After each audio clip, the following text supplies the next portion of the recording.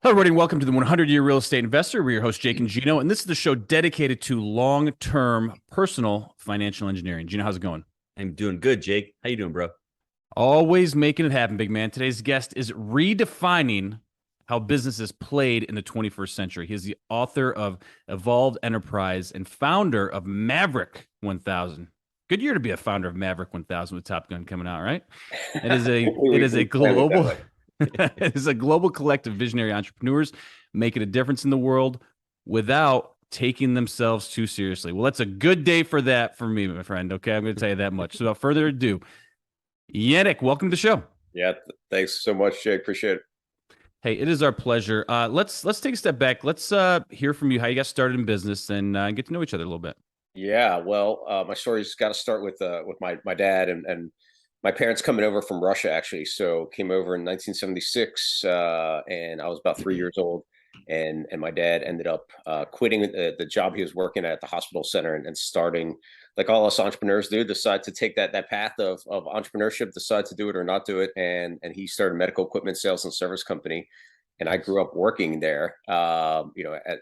In any kind of family business, you grow up doing anything and everything. But at 14, I was telemarketing. At 16, the only way I got a car was if I went out and cold called doctors. And I realized that sucked pretty quickly. But then one of my doctor clients turned me on to this idea of direct response advertising and marketing. And I was like, wow, this is fascinating. I could write an ad and doctors could actually respond. I don't have to talk to them until they're excited. And that grew our company from a little regional player to a national player, and kind of got, built my chops that way.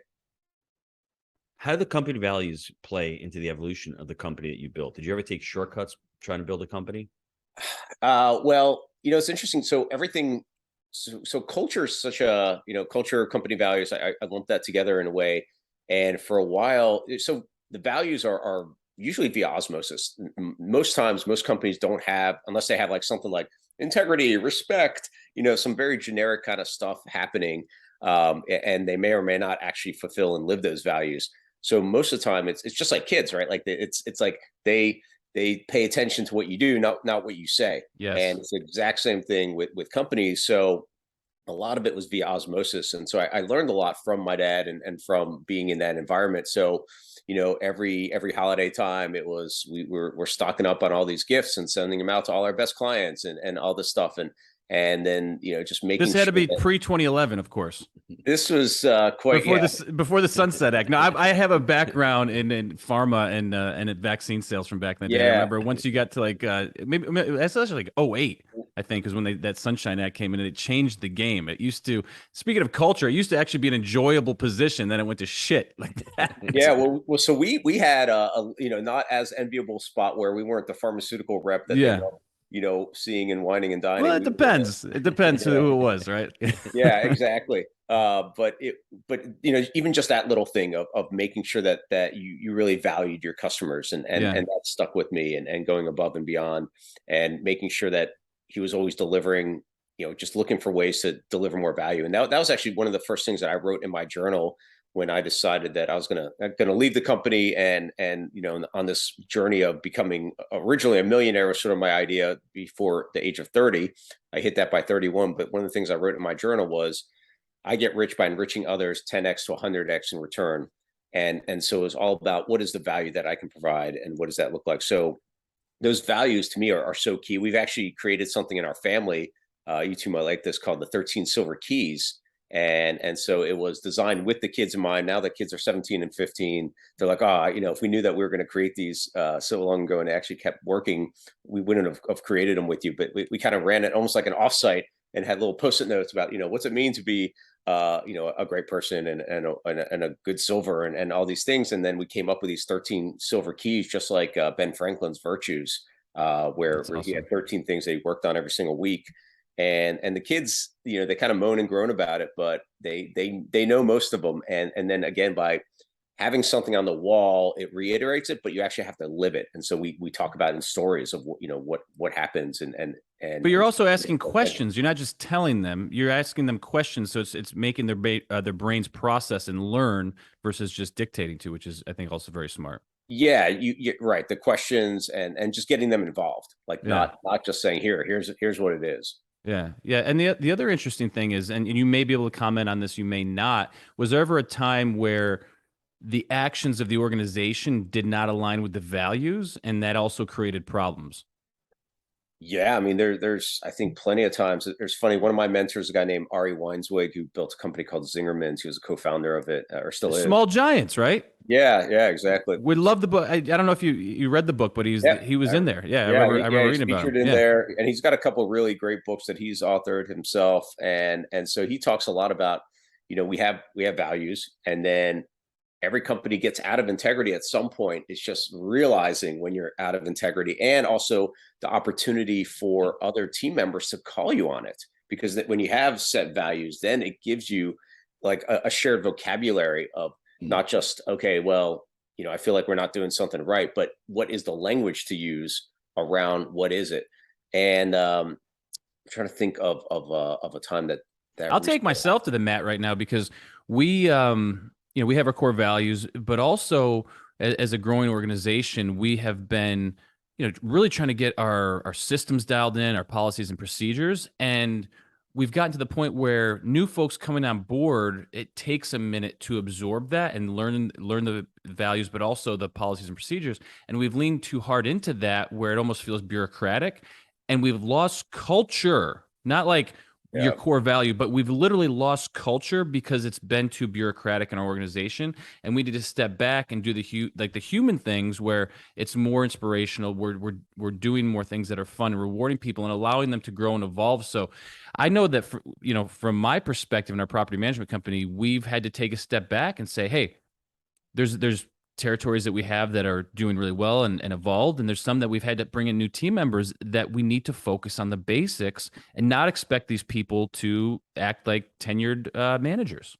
So I know that that may not fall directly into like extreme ownership as a core value or something, but there's values and things at risk right there, and culture. So that's one thing that we're working on right now. Yeah, no, and it's one of those things that it's so I started as an entrepreneur where it was very much tangible. You had your sales letter, you knew what happened, you know what the results were, but culture and values are like more of a, it's like a little fuzzier until you realize how important Sometimes it it's a is. feeling throughout the organization Yeah, too. What's the culture right now, right? and I learned that from my friend Tony Shea, who just recently passed away, but from Zappos, where he's like, you have to be able. It is not a core value unless you can hire and fire on it. I'm like, okay, that makes a lot of Is he sense. the one that came up with that? Because I've heard that a million and I'm times. pretty That's sure. him. Yeah, I think so. And then also, so many others I that I like really that. look up to, like this guy named Chip Conley who built Joie de Vivre hotels, and he's like, yeah, culture is everything in what we're doing. And then Ari, and it's just like, okay, well, culture obviously is incredibly important. Let's make sure that we are focused on that. And what does that look like? And the funny thing about that is, so we run a membership organization. You mentioned Maverick 1000. When you think of your team also as like members or like a community, that's even closer to what maybe how you want to run culture as well. It's like, what would you do to have people have a deeper identity with what they. Well, it's also what the words that you use, and I've said to my team lately is that I don't want to use the word employee anymore.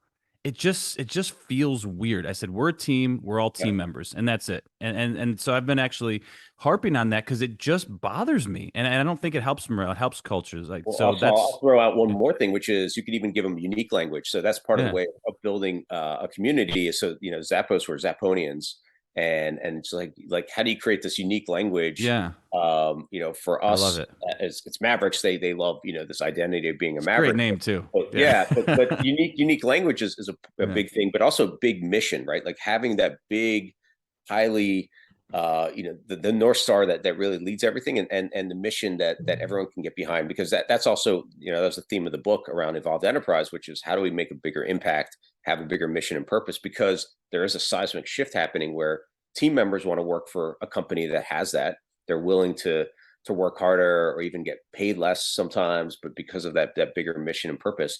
And then your end user, your customer, your member, whoever, your client, they want to buy from somebody that has that bigger mission and impact. And it can't be fake. It can't be just like, it But seems like that's the alignment that we were talking about. Like if what you're saying isn't aligning with your actions, that's when stuff starts to feel weird from the team member level, and you're like, totally. ugh. And that's like the culture erosion. So you're also talking about building. Was there ever, discussions within the organization about building an enduring organization, and did that impact, different goals and the things that the company were working towards? Yeah, it's a great question. It's never been a direct discussion of, we're going to keep this company for 100 years or 1,000 years. Yeah. The new ones that I'm building, it is very explicit. I say, like there's a new company I'm putting out where the goal is that this is going to be around for 1,000 years, and that it's going to be, I've been influenced by some my indigenous elder wisdom keepers, and this idea of 7 generations, and like what would that look like? And it's not for the short term quarterly results. It's like, how can this continue moving? And then that probably includes some new ways of ownership or new ways of joint ownership. There's some interesting Here you go, new small things. giants again, Gino.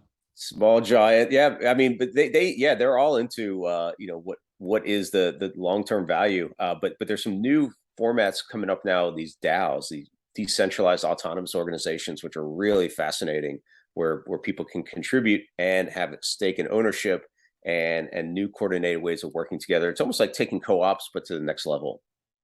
And so I'm looking at something like that as well. You had said to me a couple of things before we started recording that really lent to long-termism. You mentioned relationship capital, and you said, who has even more to gain than I do? Can you dive into those both real quick? And that sounds as if that's the foundation of how you've built yourself over the last 30, 35 years in business. Yeah. Thanks for that, Gino. I mean, I love questions, right? Like your questions really dictate your answers, and the better the question, the better the answer you get. And so one of my favorite questions is, who has even more to gain than I do by this succeeding, by whatever the project is, or the idea, or the promotion, whatever it is. And that way I'm trying to align with what do they want to see happen more. And for me, the biggest way that I've continued to grow is relationship capital, and that's through, it is a long-term way of thinking. It's so many people are like, yeah, of course I believe in, your network is your net worth, and they've heard all these things, but they don't always match up with our actions. And for me, it's about making sure that I'm delivering value to anyone that I meet, and not from a place of, I know that this could lead to something else, but more of like, you just really want to, I don't even know if it could be trained, but I think it can be of just leaning in and being like, okay, well, what are you working on? What are you most excited by? Like, that's one of my favorite questions too when I meet someone. Not what do you do? Like that's not that great, but what are you most excited by? Because it could be personal, it could be professional, it could be whatever. And then I typically might have a book or a resource or a person that I might want to introduce them to. And it's not out of, oh, I think there's a commission coming, or some other thing coming later on, but literally just because I want to see whatever they're excited by, I want to see that get furthered in the world, because I know that's going to create a greater impact. And so I've just continued to live my life that way for, you mentioned that, the 25, 30 years, whatever it's been in business. And it's really interesting when the conversation is what happens when you're not in the room. And I have so many people report back to me. They're like, oh my God, so-and-so was talking about you on stage, and they, they're talking about how great you were, or whatever it is. And that's all great to hear, but it's a basis of delivering that value and making sure that that relationship is there. So we're speaking the language. What are you excited about right now? Man, I'm excited about a lot. So I have, one of the things that you mentioned that I created is this thing called the Cosmic Journal. And it was just this little random, so I'm a big journaling fan. I teach journaling as well. I think it's one of the great success principles and foundational principles we can use to really get to know ourselves better. But I created this thing called the Cosmic Journal, which were all my own doodles and just a page that I wrote every single day for 108 days. I need to get you two out a copy. You'll like it. It works like an oracle. You just flip it open. It has a message for you. And when I hand it to people, I say, this is the galactic instruction manual you were missing when you were born to fulfill your destiny here. I love that. That's pretty impressive. What does it do for you? Well, it really gives you, let's see if I have, I mean, there's some, I need you to repeat the last piece of that, because that's why I was a little paused there, because it sounded like something out of Star Trek, and I just need to understand what you just said. If I'm when being I hand it to honest. people, this is not it, but this is a different version Oh, of the it. title was what again? It's called the Cosmic Journal. Okay, but there's like And galactical yeah, something in there so too. when I hand it to someone, I say, "This is your galactic instruction manual you were missing when you were born to fulfill your destiny here." Oof. And, All right, I got and you now. All so, right, it took me a so second. It took me a minute. yeah, so it works like an oracle, but this is a different one. But they're all hand drawn, like different pages. So actually, this is a good one. So it says like, write the next page, and it just says use your journal to write what Yeah, you want to see happen next. And so each one is like a little illustration with an idea of what it's just something, a message for them to know. yeah. I got to pick it up because Gino got me on the journaling. He got me on gratitude a couple of years ago, but literally sent me this thing to systematize it a little bit more. Where I'm being asked questions and I can fill them in, and so I'm on my quest. I'm on my galactical journaling quest. So I gotta connect with you afterwards and get Yeah, you hooked got up to here. add that to it. But journaling is such a great process. You think about long-termism. It is like one of the best ways, especially if it's a process that you keep adding into your life. And so many people, they start journaling and stop it, or they feel guilty about it, about not doing it, or they have just like the of that journaling is definitely, it's something that adds to your world, and it Yeah. doesn't have to be a half hour, an hour each day. It Mm-mm. could be literally 10 minutes. And I like everything as like experiments. And so if you give yourself, let's say, 21 day or 30 day, whatever it is, I use 33 days as a more specific number, and you say, okay, I'm gonna give this a go, just like meditation or anything else that you might want to add into your world. And then there's a start point and an end point, and then you decide, okay, does it add more value in my life or not? But it's just like meditation as well. It's not a light switch moment. You can't journal for one day and you get something out of it. You will, but you won't get the full benefit. But if you do it for months and years, it's really interesting to see the patterns that It's show. not like drinking a cup of coffee. It's not totally like drinking a cup of Yeah. coffee, but Yeah. coffee is a short-term thing. It's not No, that's what I'm saying. It's not yeah, like drinking a cup of coffee. Like you drink a yeah, cup of coffee, you might like perk up a little bit, a right? little bit. That's Yeah, it yeah. depends. Yeah. But yeah, the journaling is that. All right. It's not like drinking a 12-ounce thing of whiskey. Let's say that. All There you go. Yeah, right. right. But it's really interesting when you see the patterns, right? You're like, oh shit, I'm still worried about this, right? I've been thinking about this forever. I need to either do something about it or not, or it's like I have this idea that continues sort of building and building and building. I've had things that have been 10 years in the making that I continue seeing the theme, and I'm like, all right, this is the year that I'm finally ready to. I Let's have go. enough about it. Yeah, Wow. exactly. And it's powerful, and you can use it in a very serendipitous way. You're like, oh, I'm just going to go back and see what else, here's what was I doing in this journal, or what was I doing on my birthday 8 years ago, or something like that. And it's powerful. It also gives you're like, oh, I saw that was a challenge. Here's how I overcame it. It gives you even more confidence for anything that happens in your life. Yannick, last question from me. When you're dealing with all these entrepreneurs, you've dealt with so many different people starting businesses. Can you give us one or two examples of that entrepreneur taking the short cut and really not thinking long term, that maybe that get theiritis, and how did it impact their business, or how did it impact their company? Yeah. What when you bring that up, the thing that I first think of is somebody that maybe built their business on a tactic, and they decided, Mm. so let's say, like, search engine optimization was hot at a certain time, and they realized they could kind of game the system in some way by keyword stuffing or doing something that was maybe technically gray, whatever it was. And they saw a big pop originally, like, great, I have this all figured out. And then the rules changed, and they would either have to redo something. And so they're constantly like, one step behind, trying to change something. And they were just never making big progress because they didn't build on a solid foundation. They didn't build on something that would just stick with them. So, like, for me, the relationship capital is something that sticks with you, right? Like, Yeah. I can go through my cell phone and text anyone probably in 3 o'clock in the morning that's in there that I have a good relationship with, and they would be like, yeah, what do you need? What's happening? But if I built something on a tactic, it's not the same. Mm-hmm. The speed of tech is beyond me, and the speed of most companies that are traded is beyond me. Stocks and things like that. I don't know what's really going on there. To me, it's sort of like gambling. Like, I never got into crypto because it was sort of like I got to pay more than the next guy, and if ever, it's like the Warren Buffett thing. If everyone owns all the crypto, well, what's it worth to the next guy? Nothing. right?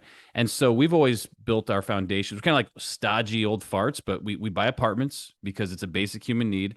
And I told Gino, if we ever get into another business, it's going to be water. We're going to get springs and we're going to offer people nice, refreshing bottled water. Maybe it'll even be chilled. I don't know if we'll have time, right? But so it's that type of thinking that for many people potentially, I'm not saying everyone should do what we do, or I'm just saying from my experience, it's worked well for us because the speed that things are going and the competition out there is real and it's fierce. So find out what you want. And that's when we come back to long-term thinking. I know that I want a nice, stable business that I'm going to, attempt to become an expert at, that's going to provide generational wealth for my family. It's something that can be passed down. Look inside and find out what's important to you. That's essentially what we've done. And that's why we're in the multifamily space. When you're applying long-termism or long-term thinking to your business, how has that impacted your decision-making? And does any of this apply to you? Yeah, that's a great point. I love the idea that you can look at some boring stuff and make that really like that. Those are the fundamentals. Yeah. And to me, the boring stuff is the values-based things that you brought up at the very beginning. It's like also personally, like knowing your own values. Like what Yeah. do I say yes to? What do I say no to? How do I do business? I'm not doing some kind of ticketing. See, I can't even say it. Marketing or tech thing, right? Right. And for some people that is really exciting for them because they Yeah, love nothing wrong with it. the newest thing and they can stay ahead of it. And there's a lot of opportunity there too. But it is really aligning with who are you with Yes. where is the opportunity and then where is is there a trade-off between this constant sort of thing constantly changing and you can be ahead of it, or is it more interesting to be like, all right, I know the foundational principles and I'm gonna grow this. But I still think that there's opportunities for innovation and bringing no doubt, let's say greater impact and greater ways that really make a difference. Even something that is a typical business like this multifamily kind of rental business or selling, but there's so many ways of, let's say, adding deeper community within the people that live in these complexes. It's adding ways of creating an impact for that community, and all of that continues driving the flywheel that is going to make it more and more valuable. No, I completely agree. And we're all about finding better ways to serve our customers, our residents. And look, if it's our innovation, maybe a dog park, right? It may not be super crazy. It may be adding a hookup for electric cars, whatever the case may be. But it's just not at the speed of the tech game that, like a Google or a Facebook are operating at. That's the only difference. Well, back to that same, question that I asked originally to become a millionaire, which is how do I provide 10x to 100x in value for slow return? And so you're constantly asking that question. Like the dog park is an extra value, the electric hookup is an extra value, and so all of those are really powerful questions too. Yeah, we started a flooring company. We're putting the vinyl plank flooring in all our units, right? It's just going to be a 20-year floor. It's good for us. Residents love it. So it's those types of things. It's just not at the speed of what's going on in tech and code and all that stuff. So what about yourself? What's the best way for folks to get a hold of you if they want to work with you, reach out? Is there a hub? What's the best way? Yes. So I blog every once in a while at yaniksilver.com, YANIK silver.com. I'm on a little bit on Instagram at Yanik Silver. And then also if they are 7, 8 or 9-figure entrepreneurs, they should check out maverick1000.com and see what we're doing there. Awesome. Very cool.